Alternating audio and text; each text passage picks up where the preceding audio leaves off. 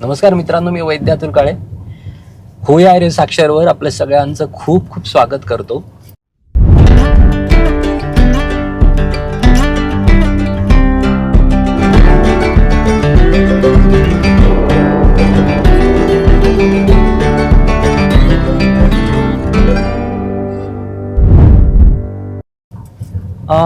तुम्हाला आता जाणवत असेल की वातावरणात उष्णता फार वाढली आहे. तुम्हाला फॅन लावावा लागतोय कारण रात्री गरम फार होत आहे. दिवसासुद्धा खूप गरम होत आहे, उन्हाचा चटका लागतोय. तरी असं का होत आहे? आता जस्ट पावसाळा झालाय तरी असं का होत आहे? तर आपण ज्याला ऑक्टोबर हीट म्हणतो ती आता चालू झाली आहे. कदाचित स्वाती नक्षत्र आलं तर पाऊसही पडेल. आता बऱ्याच ठिकाणी पाऊस पण पडतोय, परंतु आपल्या इथे मेनली आपल्या पुण्याच्या भागामध्ये जास्ती असं ऊन पडलेलं दिसतंय. पण स्वाती नक्षत्र झालं तर आणखी ऊन पडणार आहे अगदी हिवाळ्यापर्यंत, आणि त्याच्यामुळे त्या उन्हाचा त्रास जास्तीत जास्त ह्या ऋतूमध्ये आपल्याला होऊ शकतो. आणि हाच ऋतू म्हणजे शरद ऋतू.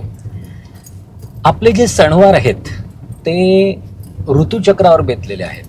म्हणजे कोणत्या ऋतूमध्ये कोणता सण यायला पाहिजे आणि त्या सणानुसार आपला आहार कसा असावा, आपला विहार कसा असावा, याचं समग्र वर्णन आपल्याला आयुर्वेदामध्ये आढळतं.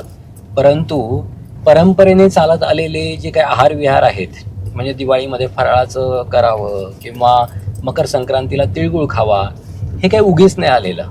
हे ऋतुचक्राशी संबंधित आहे. त्याच्यामुळे आपलं आरोग्य चांगलं राहायला मदत होते. आणि जेव्हा सणावारांचं अधिष्ठान याला लाभतं, धार्मिक अधिष्ठान याला लाभतं, तेव्हा नक्कीच माणसं हिरिरीने सगळं करतात आणि उत्साहाने करतात. जर कुणाला सांगितलं की बाबा अरे हे असं पाळ तसं पाळ, या ऋतूमध्ये खाऊ नको, तर कुणी ऐकत नाही. परंतु जर त्याला आपण धर्माचं अधिष्ठान, सणावारांचं अधिष्ठान दिलं तर सगळेच व्यवस्थित ते पाळायला लागतात. त्यामुळे मी नेहमी म्हणतो की सणावारांना ऋतुचक्राचं अधिष्ठान लाभलेलं आहे. त्याच्यावर तुम्ही बघा, अगदी पावसाळा संपला आणि ऑक्टोबर हिट झाली तर दिवाळीची चाहूल लागायला लागते. आपल्याला वातावरणातच असं जाणवायला लागतो अरे दिवाळी येऊ शकते जवळ. हे ऑब्झर्व केल्यावर लगेच लक्षात येतं. किंवा श्रावणामध्ये राखी पौर्णिमा आहे, नंतर नागपंचमी आहे, असे सणसुद्धा आपल्याला येण्याची चाहूल लागत असते. आता आपण पाहूयात ऑक्टोबरमध्ये आपला म्हणजे आयुर्वेदामध्ये काय दिलं आहे, ऑक्टोबर हीट म्हणजे काय. तसं पाहिलं तर शरद ऋतू आपण म्हणतो ज्याला, तो ऑक्टोबरमध्ये असतो. कोजागिरी पौर्णिमा असते. आता परवा कोजागिरी पौर्णिमा आहे 16 तारखेला. तर ह्या कोजागिरी पौर्णिमेपासून शरद ऋतू चालू होत असतो. शरद ऋतू म्हणजे जास्तीत जास्त ऊन पडतं आणि पावसाळ्यामध्ये जे ढग दाटलेले असतात वातावरणामध्ये, तर ते ढग जे आहेत ते पूर्ण गेलेले असतात, निरभ्र झालेलं असतं आकाश.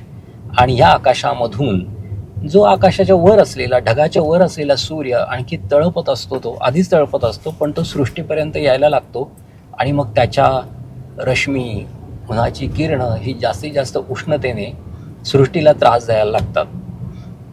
आणि सृष्टी हिरवीगार आणि लख्ख झालेली असते या दिवसामध्ये.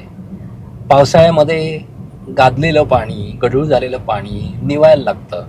आणि याच ऋतूमध्ये अगस्ती ताऱ्याचा उदय होतो असं आयुर्वेदात वर्णन आहे. आणि अगस्ती ताऱ्याचा उदय झाला की या ऋतूमधलं पाणी हे अमृतासारखं होतं. म्हणजे त्याला अमृतासारखे गुण येतात आणि त्यालाच आयुर्वेदामध्ये हंसोदक असं म्हटलेलं आहे. तुम्ही बघा, पावसाळ्यामधलं पाणी कसं मचूळ लागतं, परंतु या ऋतूमध्ये पाणी पिऊन पहा, तुम्हाला त्याची चव खूप छान लागते. याचं वर्णन आयुर्वेदामध्ये हजारो वर्षापूर्वी केलेलं आहे, परंतु त्याची प्रचिती आत्ता पण आपल्याला येते. म्हणजे त्याच्यामध्ये थोडाही बदल झालेला नाही. ठीक आहे, ग्लोबल वॉर्मिंग आहे, सगळं आहे, परंतु ऋतू आणि चक्र हे काही बदलत नाहीत जास्त. ते हजारो वर्षापूर्वीपासून आहे तसे आहेत, शाश्वत आहेत.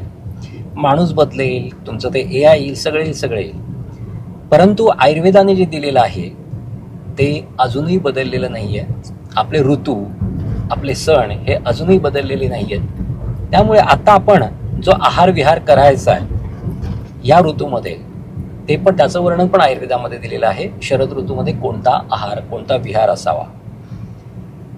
शरद ऋतू हा अतिशय उष्ण आणि तीक्ष्ण ऋतू असतो आणि त्याच्यामुळे वर्षा ऋतूमध्ये आपल्या शरीरामध्ये पित्त साठत असतं, आम्लधर्मी पित्त साठत असतं. आणि शरद ऋतूच्या उष्णतेमुळे, सूर्याच्या उष्ण किरणांमुळे हे पित्त पातळ होतं आणि भडकतं, त्याचा प्रकोप होतो आणि त्याचे त्रास होतात, पित्ताचे त्रास होतात. त्यामुळे आयुर्वेदात सांगितलंय की शरदी पित्तम प्रकुप्यती, आणि शरदी पित्तम प्रकुप्यती याबरोबरच शरदामध्ये रक्ताची सुद्धा दृष्टी होते. रक्त घाण होऊ शकतं, रक्त खराब होऊ शकतं. म्हणजे खराब म्हणजे तुमचं लॅबोरेटरीमध्ये कुठे येत नसतं ते, परंतु वात पित्त कफाने जसं रक्त दूषित होतं तसं शरद ऋतूमध्ये पित्ताने रक्त दूषित होतं. त्यामुळे अंगावर ॲशिस येणे, अंगावर गांध्या येणे, त्वचेची आग होणे, डोळ्यांची रसरस होणे, डोकं दुखणे, पित्ताचे आणखी त्रास होणे, त्वचेचे विकार होणे, असे एक ना अनेक विकार या ऋतूमध्ये होताना दिसतात. त्यामुळे या ऋतूमध्ये पित्त प्रकोप होणार नाही असा आहार घ्यायला पाहिजे, असा विहार करायला पाहिजे. तर असा आहार कुठला? तर पित्त प्रकोप होऊ नये यासाठी आहार म्हणजे तिखट, आंबट आणि खारट या 3 चवी खाऊ नये. तिखट, आंबट, खारट या 3ही चवी गुणाने उष्ण असतात, त्याच्यामुळे पित्ताचा प्रकोप होतो आणि पित्ताचा प्रकोप झाल्यामुळे शरीरामध्ये पित्ताचे आणखी आजार होऊ शकतात. आम्लपित्त होऊ शकतं, रक्तपित्त होऊ शकतं, वातरक्त होऊ शकतो, असे अनेक आजार या ऋतूमध्ये होताना दिसतात. त्यामुळे पित्त होणार नाही असा आहार घ्यायचा. म्हणजे गोडसर आहार, थोडा कडवट, थोडा तुरट असा आहार जर घेतला तर या ऋतूमध्ये जास्त फायदेशीर असतो.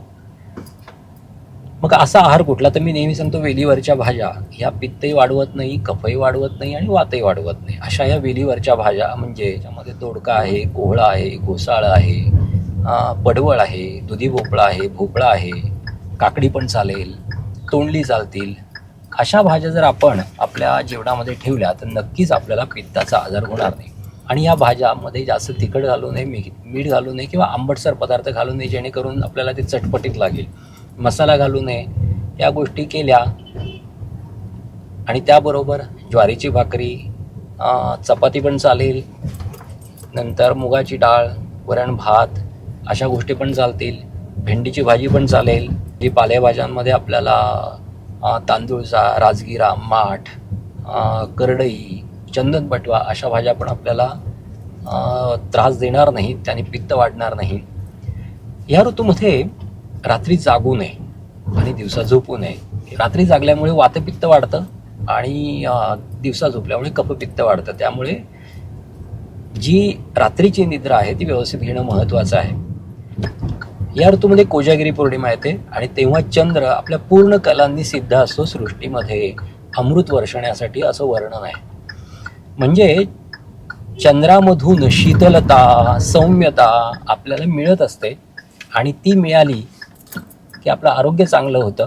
आणि या ऋतूमध्ये असणारी धग, या ऋतूमध्ये असणारं पित्त हे कमी होतं आणि त्याचा पित्ताचा त्रासही कमी होतो.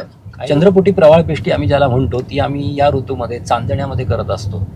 चंद्रपुटी प्रवाळपिष्टी याचा अर्थच असा आहे की चंद्राच्या प्रकाशामध्ये प्रवाळ गुलाब पाण्यामध्ये आम्ही घोटत असतो आणि त्याची पिष्टी तयार करत असतो. त्याचा परिणाम असा होतो की शरदामधलं चांदणं आणि कोजागिरीचा चंद्र किंवा या ऋतूतला चंद्र आपल्या पूर्णांशाने, आपल्या पूर्ण शक्तीने सौम्य गुण आणि शीतगुण सृष्टीला प्रदान करत असतो आणि त्याचे प्रकाश किरण जर त्या प्रवाळ पिष्टीवर पडले तर त्याच्यामध्ये शैत्यगुण जास्त येतो. त्यामुळे या ऋतूमध्ये टेरेसवर किंवा बाहेर चंद्राच्या प्रकाशात बसायचं, नंतर चंद्राला दूध दाखवायचं. हलकं दूध पाहिजे, ते आपण खूप घट्ट करतो ते ॲक्च्युली ते तसं नाही पाहिजे.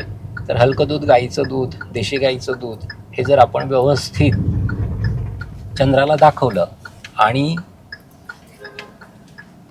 त्याचं पान केलं तर त्याचे गुण हे अमृतासारखे सांगितलेले आहेत. म्हणजे आपलं आयुष्य वाढतं, पित्त कमी होतं आणि शरीराची ताकद वाढते, शरीराचं बृहण होतं, शरीराची मांसपेशी चांगल्या होतात. ह्या सगळे गुण जे आहेत ते ह्या दुधामुळे येतात. हे असं अमृतासारखं दूध सांगितलेलं आहे. त्याच्यामुळे ह्या ऋतूचा फायदाही तेवढाच आहे आणि जर आपण लक्ष दिलं नाही, आहार विहाराकडे लक्ष दिलं नाही तर आपल्याला त्रासही तेवढाच होऊ शकतो. या सगळ्या ऋतुचर्या ह्या आयुर्वेदाने फक्त आपलं आरोग्य राखण्यासाठी, दोष वाढू नये यासाठी आणि पुढचे आजार होऊ नयेत यासाठी सांगितलेले आहेत. त्याच्यामुळे ह्या ऋतुचर्या पाळल्या तर नक्कीच आपलं आरोग्य चांगलं राहतं. आणि तुम्हाला जर आरोग्य हवं असेल, चांगलं स्वास्थ्य टिकवायचं असेल तर या ऋतूमध्ये मी जो काही सांगितलेला आहार आहे, मी जो काही सांगितलेला विहार आहे तो व्यवस्थित फॉलो करा. तुम्हाला चांगलं आरोग्य लाभेल. आता इथेच आपण थांबूयात, पुन्हा भेटूयात एक नवा विषय घेऊन. तोपर्यंत स्वस्थ राहा, मस्त राहा. धन्यवाद.